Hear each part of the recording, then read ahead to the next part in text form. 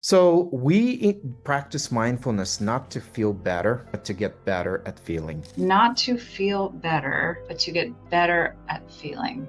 Yes, yes. And here's why this is critical, because for us to actually engage with other people and with other people in a way that is more transformative, more restorative, deeper, we need to be more sensitive, not less. And when I use the word sensitive, I don't mean it in a way that is very often used in the West, which is actually very gendered, right?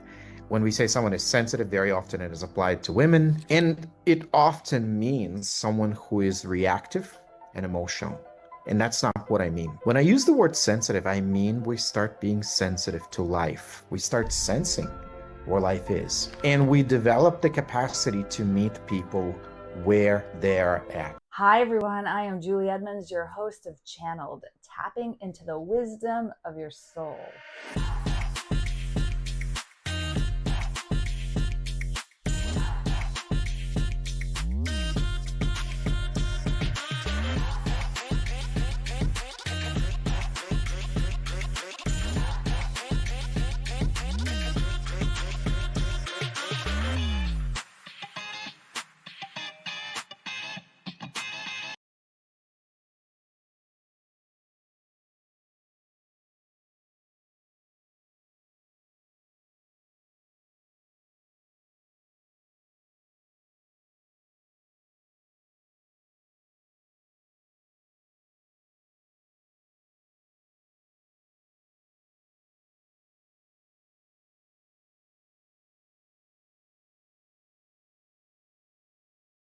Hi, welcome to Channeled. I am honored to have this esteemed guest. He is a best-selling author of This Solving Conflict from Within, an inner path for conflict transformation. He's a 2 times TEDx speaker. He's a professor at the University of Virginia Tech, and he is also the founder of the Living Peace Institute. He's a global teacher of peace, mindfulness, and conflict transformation. Let's welcome Henry Yampolsky. Hi, Henry. Hello, Julie. How are you? I'm wonderful. How are you doing today? I'm doing wonderful. Thank you. Great, great. Well, I'm so happy to have you today. I know our intro call was just so exhilarating, and I'm like thrilled to have you today to talk about conflict resolution, peace, and your journey getting here. So let's start off. Like, how did you get on this path, Henry? So I took the twisty road. So Julie, the way I got on this path is there were few pivotal moments in my life that really brought me here. First one was when I was 14, and my family and I came to the US as refugees from Ukraine.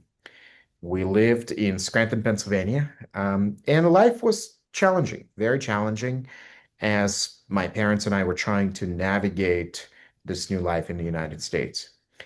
And I thought if I would become a lawyer, I could become the voice for people like my parents, who I did not feel had much of a voice as newly arrived immigrants in the United States. So after college, I went to law school and I became a lawyer. I did a lot of work in civil rights and labor employment. I practiced law in Philadelphia. And about 7 or 8 years into my legal career, I started to feel very, very frustrated because I thought the legal system was quite binary, very often fear driven, and provided very, very little opportunities for people like my clients, which my clients were mostly poor, people of color, very often immigrants, a lot of times undocumented immigrants, to really tell their story. And I was really lost at that point in my life. I wasn't sure where to go. I wasn't sure what to do because I invested so much into this career and into being a lawyer. And I was also feeling bored, just bored and heavy, unfocused. And Julie, this is where motorcycles entered my life. And motorcycles actually played a very important part in my journey. Okay, hold on. Wait a minute. You're bored, you're unfocused, and motorcycles came into your life. Go on. Yes, yes, yes. Motorcycles entered my life because, I was talking to a friend and he just shared his passion for riding. And I was looking for passion. And so I started riding myself. It was not something that was easy for me. It was actually quite a challenge. And then, Julie, one day I was home and just probably not in my best state, browsing through Amazon, and I came across a movie called The Highest Pass. And this movie was about an Indian mystic and yogi named Anand Mehrotra, who took a group of Westerners on a motorcycle journey across the Himalayas. And after watching this movie, I was deeply, deeply moved by it. And I said to myself, this guy's crazy, and I gotta meet him. And so I looked him up. It turned out he was teaching a retreat in Virginia, not too far from where I was living. And I went to meet with Anand. And this was very, very transformative for me because I've never encountered a human being like that, who had access to such deep and profound wisdom and who could challenge me in a way that he challenged me. And so 6 months later, I was on the plane and spent a month living in an ashram in northern India. And India became my second home and my spiritual home. And it was in India, Julie, where the vision for um, for working in conflict transformation, for using my legal skills for peace building, first took hold. There were a lot of twists and turns. I came back after several journeys to India and made a decision to leave a partnership at a law firm where I was a partner. I started a peace building law practice. Um, I then had a consulting company that did a lot of work relating to organizational development, leadership, conflict resolution, and eventually came to this point, which is I work now at Virginia Tech, where I teach conflict resolution, mediation, and peace building. And also, I have worked as a mediator, educator, facilitator all over the world. Now, Julie, in 2018, my teacher did a journey across the Himalayas on a motorcycle, and he invited me to join him, and I did. And it was during that journey that a lot of this work really crystallized for me. And the product of this journey was the book that you mentioned earlier, and that is Dissolving Conflict from Within, an Inner Path for Conflict Transformation. That is some wonderful work.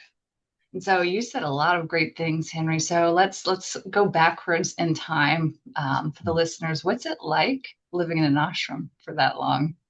Mm. Well, it's a very different experience. In many ways, it's very disciplined. The day starts early, typically at 6:30 in the morning. And it starts with puja. And puja is really a ceremony to welcome the day. And then it is followed by meditation, uh, followed by typically a 90-minute yoga journey. There's then some free time after breakfast, some wisdom talks during the day, studying off some core yogic text, another puja at night, and often another meditation at night. And Julie, for me, it was very, very powerful experience even doing pujas in the morning because what it taught me is the importance of starting our day with intentionality and devotion. And how much difference does it make in one's life? And to this day, Julie, I don't leave my house without meditating. In fact, every day I do typically a 2-hour practice. And this practice allows me to engage with people, to work with sometimes very, very difficult circumstances without getting entangled. Because one of the great challenges that I see so many folks that I'm working with, people get entangled and they get disengaged. And my goal is to empower people to be fully engaged in whatever it is they're doing. But wait, what Even does that mean? Like you said, people get tangled up or disentangled with the person that they're working with. Can you describe a little bit more about that and how you Sure, separate yourself so that you're able to give your full services to someone without getting sure. involved? Sure. Well, what I see a lot, Julie, are people, someone says something or someone doesn't say something, and people will spend sometimes years, you know, in their head thinking about it. Someone didn't do something they were supposed to do. Someone did what they were not supposed to do. And people will spend years thinking about this and carrying that pain. And then very often the way they deal with that pain is they disengage. They just Mm. disengage from whatever they're doing. So the key for us is to be fully engaged. So when I work, I am fully engaged with whatever conflict that I'm working with, whatever parties, whatever clients that I'm seeing, and and then I go home and I sleep like a rock. So it sounds like you're in not just only in the present moment, it's me and you and me, but I'm also in my head in the present moment, not living this story that I'm telling myself, Yes. right? It's more living the truth of the conversation. Yes, yes. So part of being present is that we actually not live in our head and in our story. Because even when listening to people, most of the time we're actually not listening to the person, we're listening to our story about the person. We're listening to our own story. And we tend to reinforce our own story over and over and over again, and then use other people to simply reinforce our stories. And so to break that cycle allows us to be fully present, fully engaged in the situation, fully engaged in what we're doing, and do whatever we're doing fully, and then let it go and be able to be with ourselves. And that arises from the practice of deep silence, Hmm. deep, deep silence, which is probably one of the most important aspects of my practice, spending time in meditation, spending time in silence, which then, Henry, rest. wait, I'm sure that you did not get to be in a position to meditate for 2 hours overnight. I mean, I'm sure there's a lot of listeners like 2 hours. I don't have 2 hours. I can't do this for 2 minutes. So Mm. let's work up to that really quickly because I know you're talking about these advanced techniques, which I'm in love with. How do we get there? How did you get there? So first, let's address the story, right? Yeah. So many people will tell me meditation is hard, and I just heard it from you, right? And that's a very, very common story. Because, in our Western culture, we see meditation as still doing. We have to do meditation. And that's the biggest mistake because meditation, of course, we're not human doings, we're human beings. And so meditation is simply about being.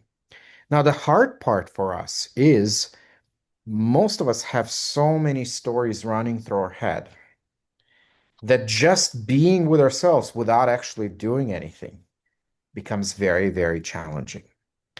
And the biggest thing that people share with me why meditation is hard is they will say, as I try to meditate, I have thoughts.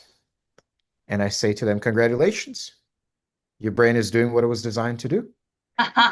Totally. Well, I think in the West, we tend to confuse meditation with flatlining, right? Mm. Um, Meaning if you start meditating, there are no thoughts. Well, if we're flatlining and there are no thoughts, meditation is not going to help then. We have a different, we have a much bigger problem. There's nothing wrong with thoughts. Our mind is doing what it's designed to do. But really coming back to what we talked about earlier, the key becomes we can notice our thoughts without getting entangled in them, right? So we don't, you mentioned you have a dog, and so many of us start being like dogs where we chase every single thought, right, that arises, and we get into the story that that thought is saying. All meditation is actually creating some space between thoughts, emotions, whatever else is arising, and us. And when we're able to have that space, there's nothing wrong with thoughts. There's nothing wrong with emotions. There's nothing wrong with sensation. We're able to sit with all of that. So for people who are just starting to meditate, sometimes the invitation and for me in my experience, mantra meditation. So whether it's transcendental meditation, Vedic meditation, sattva meditation, there's different names that it goes by. But mantra meditation, in my experience, has been the most effective because it gives mind something to do. I know there are meditation practices like Vipassana and others where you're not doing anything, and I think that's hard for the mind. But when you give mind something to do, so as thoughts arise, you go to mantra. it becomes easier. And then, you start with 2 minutes, 5 minutes, and then you build up. And whenever people tell me that they don't have time, I never buy this Yeah. because it's actually not about time. It's about priority, Oh, wait. And right? what's mantra for someone that doesn't know? They're listening. Tell us a little bit more about what So mantra. mantra, in the yoga tradition, there is a whole science, and it is a science of sound, right? How do we actually what distinguishes us humans from other species, from other life forms? It's sound, right? We're able to make sound and communicate with each other in a very intentional way through sound. So in the yogic sciences, there's a whole science of sound, and mantra is a particular sound that allows us to focus inward. Now, again, we don't have to. Sometimes people get very triggered when they say, okay, well, I don't want to be saying something I don't understand. Really, you can take any phrase. You can take any phrase. So just before we started, we use a short meditation, I'm here now. And I use that a lot, right? As an introduction to meditation practice. And we can use that. Really, it's any word or phrase that helps us tune in.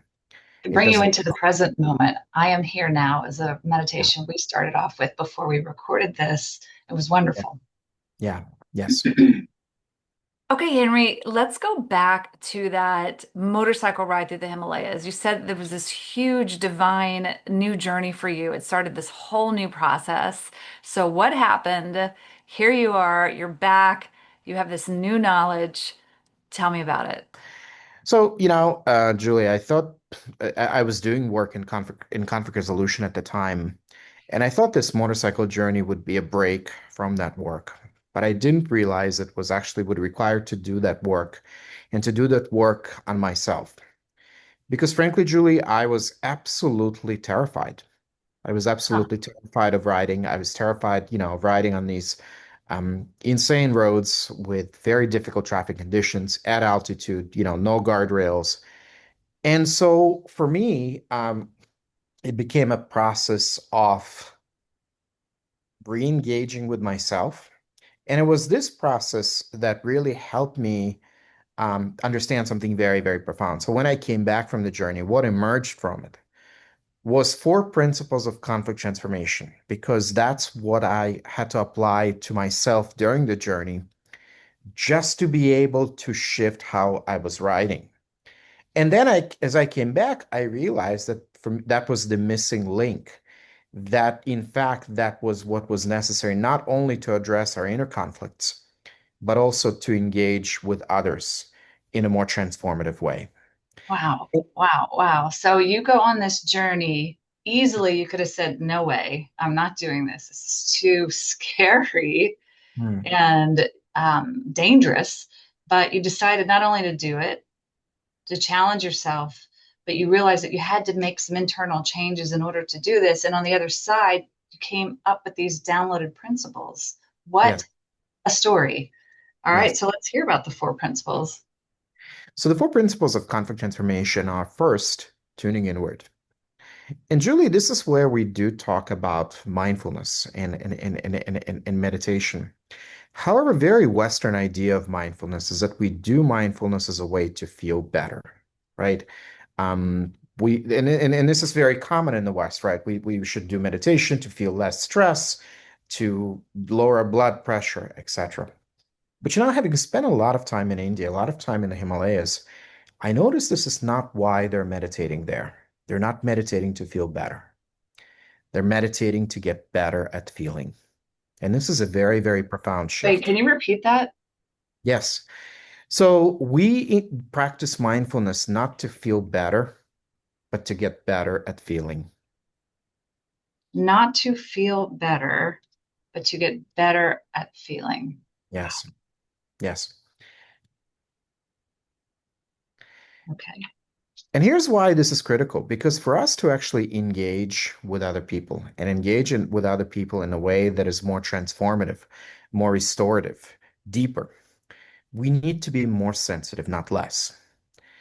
And when use the word sensitive, I don't mean it in a way that is very often used in the West, which is actually very gendered, right?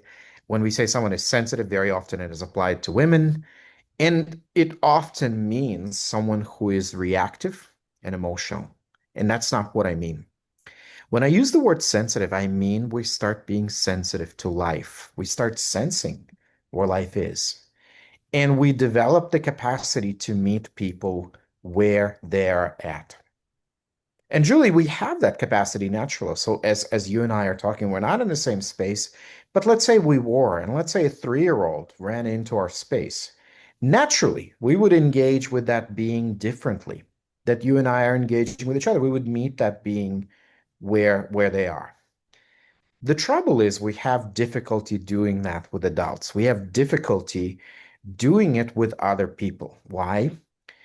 Because we're constantly dealing with the story of how someone should be, of our expectation of that person. Mhm. Really, we have just one problem. We have one problem in the universe, and that is other people are not doing what we think they should be doing. Yes, yes, yes. Right? From my point of view, I think you should be this, but from their point of view, they should be Right. this. And And there's that's where a lot of the tension begins, right? And in fact, in a conflict-ridden and very often binary world, it's not right versus wrong, it's right versus right. No one gets into an argument because they think they're wrong, right? Everyone thinks that they're right. yeah. So that's where we do mindfulness. Again, that's why I practice this every day, not to feel better, not to feel better, but so that every day I can increase my sensitivity. And what is sensitivity? Sensitivity also is the difference, it allows us to have the distinction between reacting to conflict with fear, with avoidance, with aggression, as opposed to responding with strength, with clarity, and compassion. And here, Julie, I also want to mention the very important distinction between reaction and response, because most of the time when we engage with each other and just engage with life, we are reacting. So, what is a reaction? Reaction is our attempt to escape or control whoever or whatever is triggering us. What is a response? Response is an action that is appropriate for the situation that arises from an undisturbed state. So it's Oh, not so that, you're saying it's undisturbed. So reaction is disturbed. So to get yes, to an undisturbed state, that requires a stepping away, a self-awareness, a perception of where they're at. What's your process? yes. So the very basic process, again, not the practice that I do, I've learned from masters, and it's not something that I convey here. But even this simple process, and I can take your listeners through a very, very simple breathing technique Yeah. that can help, and this is the exact technique that you and I practiced before we got on this call, because even this very simple technique over time can create that space for us to move from reacting to responding. Because in responding, it is that undisturbed state. I want to emphasize that when we're living in an intentional way, when we're doing peace building, when we're doing work with conflict, very often this work will demand us to be very strong, to show up very strongly, right? It is not that we always are quiet and meager and meditative. We show up with a strong spine, with a soft heart and a strong spine, always. And Wait, that's what to did you say? Soft heart and strong spine. strong spine. Yes, yes. It is not that we become a doormat. On the contrary, we become very strong and we live from a place of strength. To live from a place of strength, our inner state has to be undisturbed. And then we do what is needed in the world, right? And sometimes it may be to roar like a lion. But we do that without creating and causing stress for ourselves, without creating and causing stress for others. We do what's needed, and then we remain in a state of equanimity. Wow. And that's the So you nature, think that that's the the nature stress, of the it. state of stress that we cause ourselves is because of, again, the stories that we're telling ourselves. So Yes. stepping away from that, being in the present, and just reflecting and understanding. Powerful. Well, and it's not just reflecting and understanding, right? Just minimizes this. Again, it's living from a different space, right? There's a great in the yoga tradition. One of the great texts is the Bhagavad Gita, and Bhagavad Gita offers a great lesson for our modern world and for the world of conflict transformation because in the Bhagavad Gita, of course, Arjuna and Krishna are having a conversation about going to war. And we may expect from a yogic text to say, make love, not war. But that's not the lesson. The lesson that Krishna shares with Arjuna is your job is to be a warrior and you need to show up as a warrior. But then he says the critical phrase, he says, establish yourself in yoga first and then act from there. What is establishing yourself in yoga? Establishing yourself in yoga is being in that space of inner peace, equanimity, and then you act from there. Because we can only give what we have. If what we have is anxiety, fear, anger, no matter what we're going to be doing, that it's going to carry it through our action. And on the contrary, if we're starting from a place of peace, then no, even when we have to take a very, very strong action, a strong stance, it's still not going to be a violent action. It's still going to be carrying that fragrance of intentionality and peace. Yeah. Yeah. So number one, tuning inward. Great. I'm going to tuning inward. Now, the next principle is observation without evaluation. And this is, there are two practices connected with that. And that is first how we listen. How we listen, Julie. And again, I think as I mentioned earlier, most of the time we're not listening to another person. We're listening to our story of the person. So there's actually something very physical because listening is a physical process, and there's something very physical that I invite people to do when I teach listening. And I invite you to do this with me. So we're going to do something physical, and Okay. hopefully Great. the listeners will do as well. So Julie, I'm going to invite you to take your tongue and fold it. My So tongue. yes, your tongue, yes, folding it. So the tongue is forming kind of this semicircle, right? The tip of the tongue is touching the soft spot behind your upper palate. Okay? Now try to say your name, Julie. I can't. Great. Yeah, you're struggling. So this is actually an ancient yogic technique called Kachari Mudra. Hmm. This is something that monks in the Himalayas would practice as they were listening to their master. Now, why? Because now to say something, right? You need to unfold your tongue. So there's a different level, even this simple technique creates a different level of concentration, right?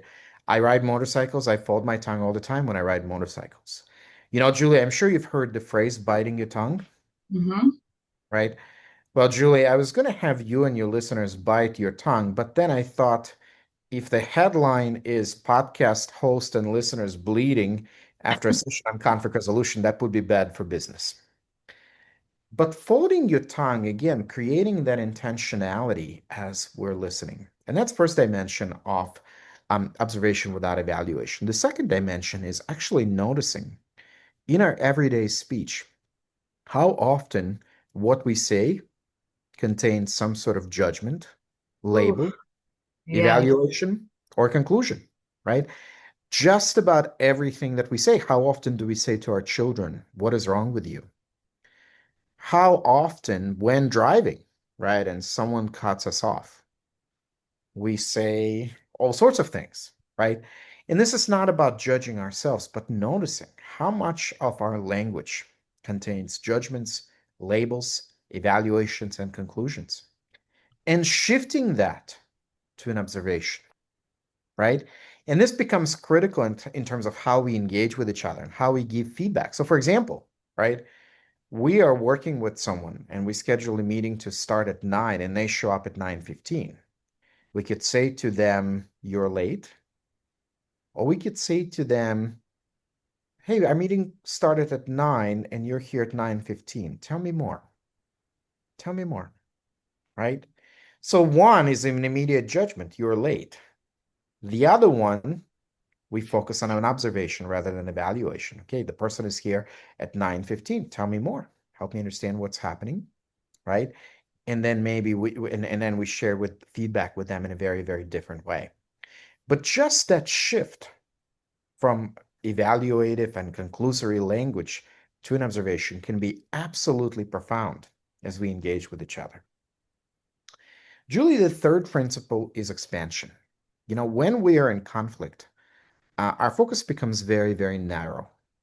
We see past grievance or we see future anxiety. Mhm. And unfortunately, we don't see much else.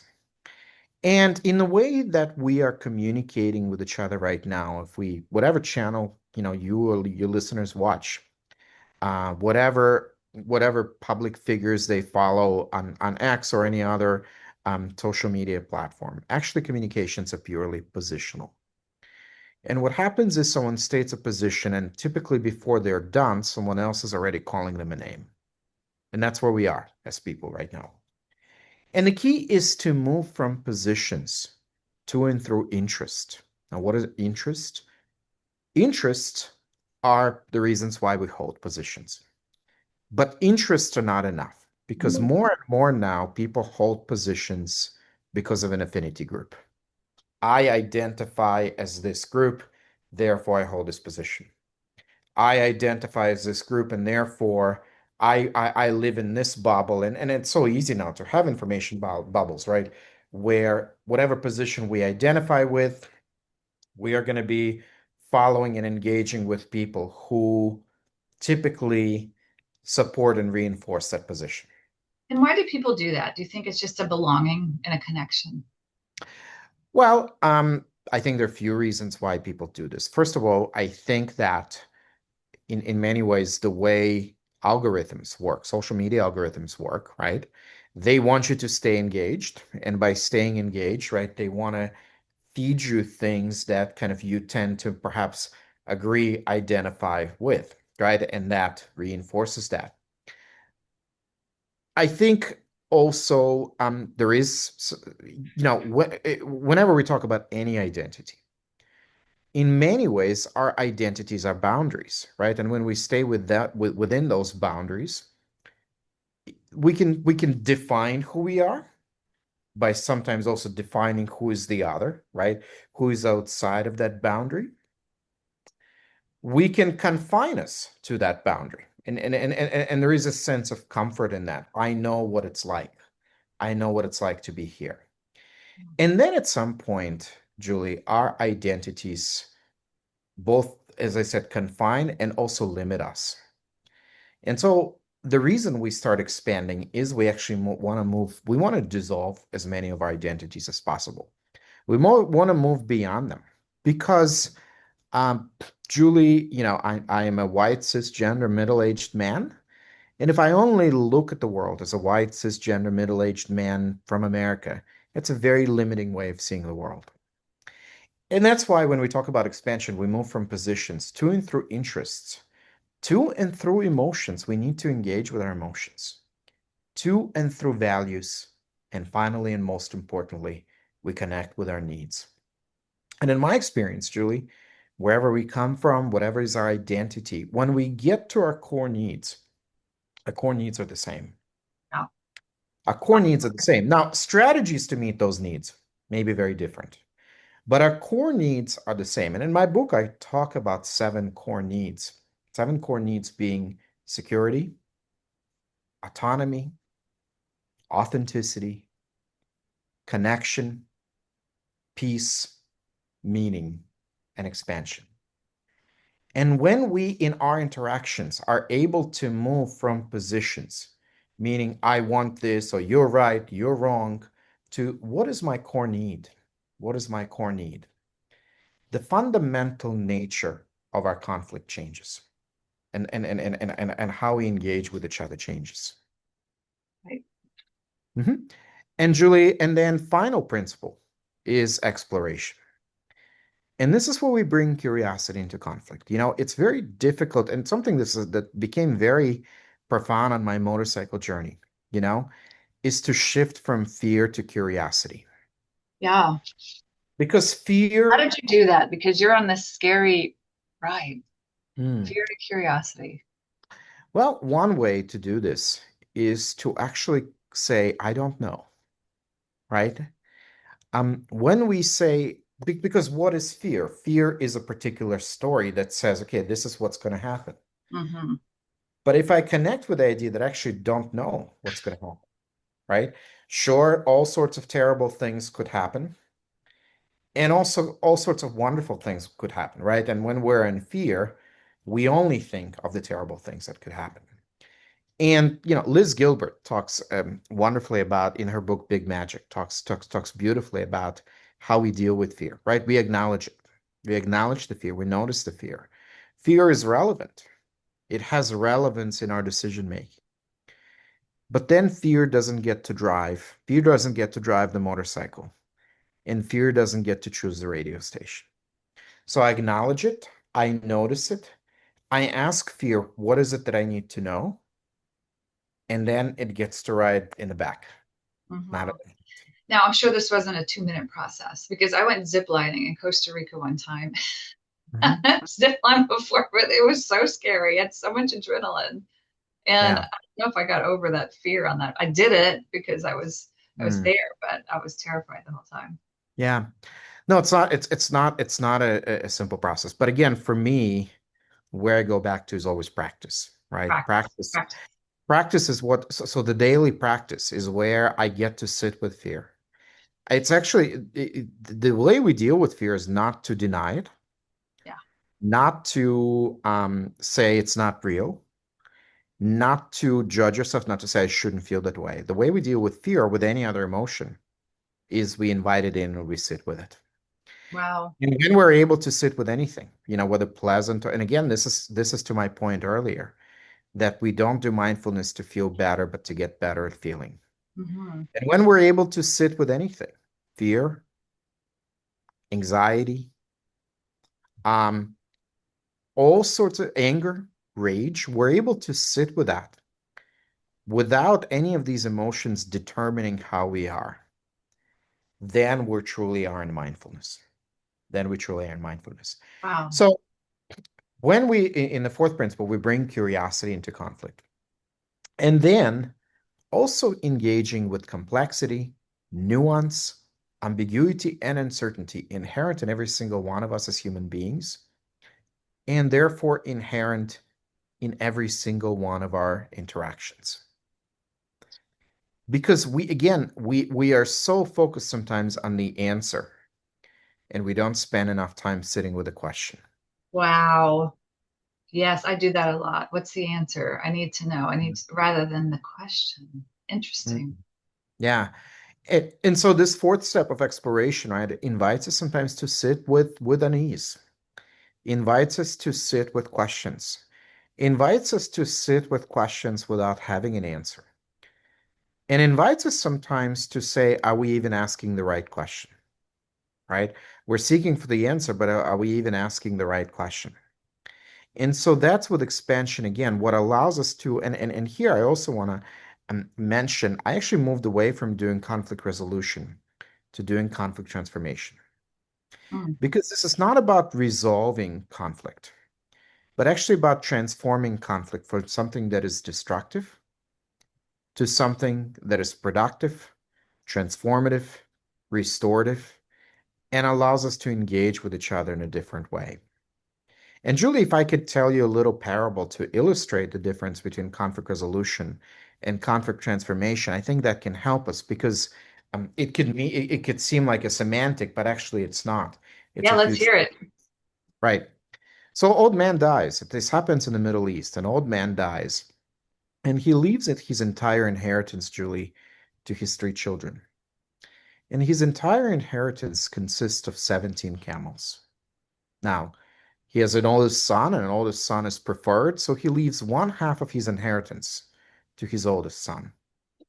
He also has a middle son, and he leaves one third of his inheritance to his middle son. And then Julie, the man, has a daughter. Now, what happens to daughters in the Middle East and actually anywhere is that sometimes they get a shorter end of the stick, right? So the daughter gets 1/9 of the inheritance. Now, we have a problem, right? 17 camels is not divisible by 2, by 3, or by 9, unless we do some kind of surgery on the camels, right? So the siblings are fighting with each other, and conflict is escalating, and other people are getting drawn in, and people have all of these ideas, and everyone is taking sides, and it's becoming really, really difficult. And finally, someone suggests that they go see this wise woman in a neighboring village who maybe could help them. So the siblings pack their stuff and they go see this wise woman in a neighboring village. And they sit with her and they're a little unimpressed. All she's doing is just listening. And then she said, I'm not sure if I can help you, but let me think about it. So a few days go by and the wise woman shows up in the village where the siblings are living. And she's not showing up alone. She's coming with a camel. She's gathering the siblings and she says to them, look, I don't know if I could help you, but my family has been very, very successful. And, we have a lot of camels, and here we have this one that we're not using. So siblings thank her. They're still a little confused, but now they have 18 camels. So we're going to do some math. Okay. With 18 camels, half of the inheritance, the oldest son gets how many? 9. 9. Okay. Third of the inheritance, the middle son gets what? 6. 6. Which And and then the daughter gets 1/9, which is what? 2. So 9 plus 6 plus 2 is what? 9 plus 6 is 15 plus 2 is 17. 17. That's conflict transformation. Wow. Why is this conflict transformation? Because the resolution would have been for the woman to tell this people, okay, this is what you should do. Transformation is shifting someone's perspective where they see the whole situation differently. Actually, the siblings had everything they needed to address the situation right from the start. But it took this woman to empower them to see the whole situation differently. And that's conflict transformation. Wow. And the answer was all along. What's that? And the answer was always there. She helped them through it. Wow. Interesting. Yes, but she didn't give them the answer. She Right? didn't. She helped She them didn't give answer. them the answer. She empowered and created space for them to find their own answer, which satisfied everyone without taking away from anyone, right? But she needed to create space. She needed to create space and setting for them to be able to see things differently. That's a And great, I do. that's a Yeah. great parable. So, Henry, we have your 4 principles. Mhm. Just let's review them really quickly. So, number 1, turning inward. Tuning it. It's not turning, it's Oh, tuning. I'm sorry. Sorry, I wrote that down. And this is very intentional, Julie, because when we Tuning. tune, right, we tune like when we tune to a radio station, we tune to a particular frequency. Right. Not just turning, it's tuning. Because we attune to and again, even the name of your podcast as it implies, right? The wisdom that we need, everything that we need, we already have. It's a matter of us tuning to the right channel, refining our senses, refining our intellect so that we can tune in to these channels, and then that enables us to act in a different way. So tuning here is very intentional and important. It's tuning inward, and that's where we talk about mindfulness, not as a way to feel better, but as a way to get better at feeling. And we talk about really having a daily practice where we're able to establish this over time. Wow. Wow. Tuning inward, not to feel better, but to get better at feeling. Number 2, observation without evaluation. Correct. Correct. Great. Correct. And that's where we talk about both listening and listening as a spiritual practice, right? Where we Holding start your tongue. holding your tongue is one way for us to remind ourselves, right? And there is more, and I go into that in many of my talks and my book about how we listen as a spiritual practice. And then also for us to shift, the second dimension of this is for us to shift away from judgments, labels, evaluations, and conclusions, and at least start noticing the distinction and difference between observation versus evaluation. The more we're able to engage with others in terms of the observation, the less violent actually our communications become. Wow. Number three, expansion.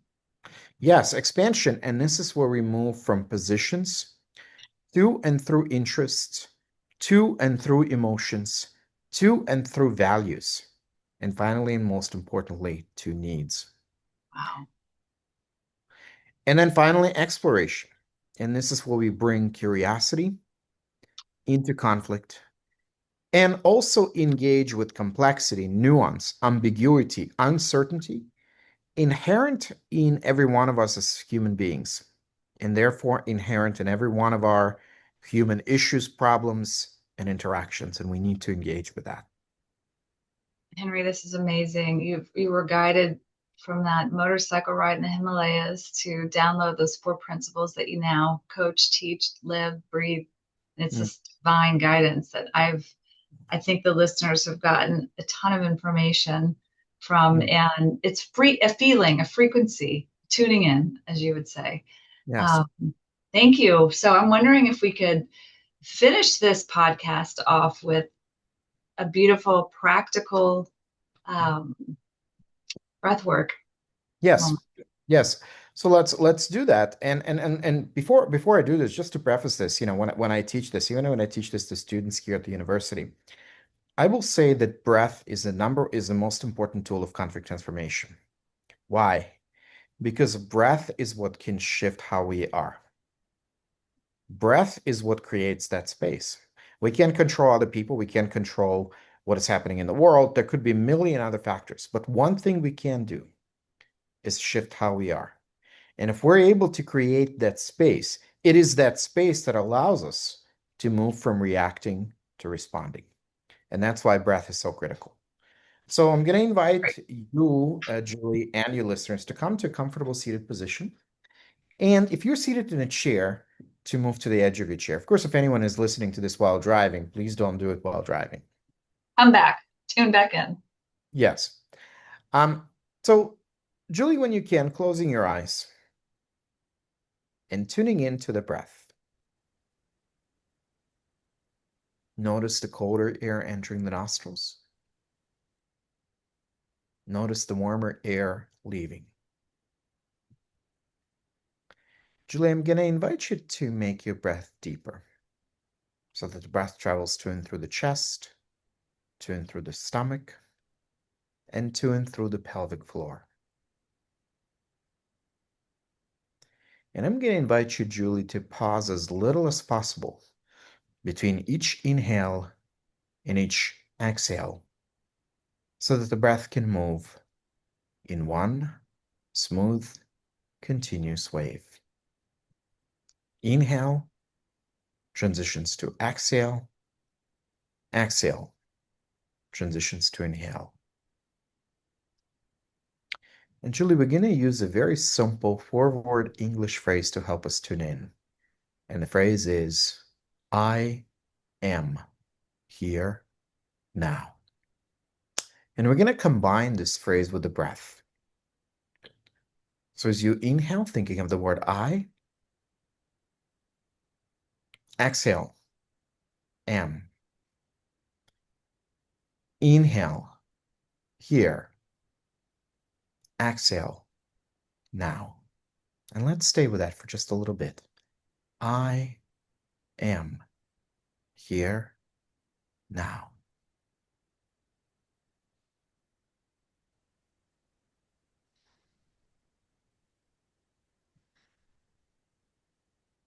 So Julie, when you're ready, I'm going to invite you to take a deep breath in and hold the breath at the conclusion of the inhale while focusing on the area in between your eyebrows.